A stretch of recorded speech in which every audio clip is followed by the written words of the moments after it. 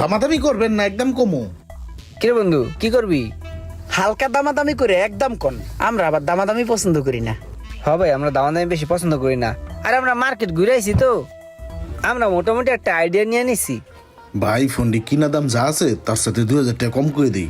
ঠিক আছে বললা দেন। ঠিক আছে ভাই, এটা যদি আপনারা নেন আমি পুরা মার্কেট চ্যালেঞ্জ হালকা দামাদামি করে একদম সিঙ্গাপুরের 1,85,000 আর এটা 1,75,000 টাকা পড়বো।